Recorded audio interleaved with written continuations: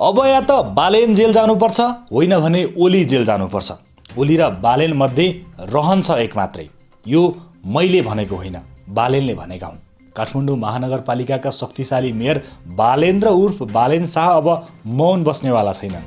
केपी शर्मा ओली नेतृत्वको सरकारले भ्रष्टाचारीलाई जोगाउनका साथै कुलमानलाई लात हान्ने काम गरेपछि बालेन वारपारको निर्णयमा पुगेका हुन्।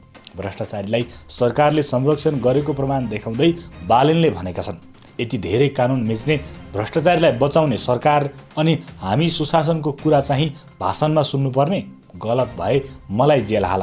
बालेनले घुमाउरो पाराले भन्न खोजेको कुरा के हो भने गलत भए आफूलाई जेल हाल्नु, होइन भने भ्रष्टाचारीलाई संरक्षण गर्ने ओलीलाई जेल हाल्नु पर्नेछ। यति मात्र होइन, बालेनले ओलीलाई टुकुचामा गाडी दिने चेतावनी समेत दिएका छन्। बालेनले सामाजिक सञ्जालमा लेखेका छन्, काठमाडौँ महानगरपालिकाको सरसफाई कर्मचारीले विगत 3 महिनादेखि तलब पाएका छैनन्। सरकारको दम्बले कोले के आन्दोलन गर्ने हो मलाई थाहा छैन।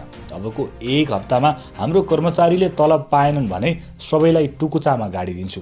त्यो पछि हेरौँला तिमीहरूको के तन्त्र हो। कुलमानलाई विद्युत प्राधिकरणको निर्देशकबाट हटाए लगत्तै बालेनले टुकुचामा गाडी दिने चेतावनी दिएका हुन् भने आज फेरि जेल हाल्नुपर्ने चेतावनी दिएका छन्।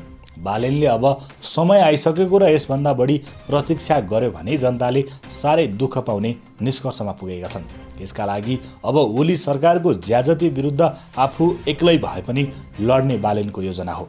यस बीचमा सरकारले आफूलाई पक्राउ गर्न सक्ने पनि उनले सङ्केत गरेका छन्। तर यदि बालेनलाई सरकारले जेल हाल्नु त परको कुरा, छोयो भने पनि देशभर बालेनका समर्थकले आगो बाल्नेमा कुनै दुविधा छैन।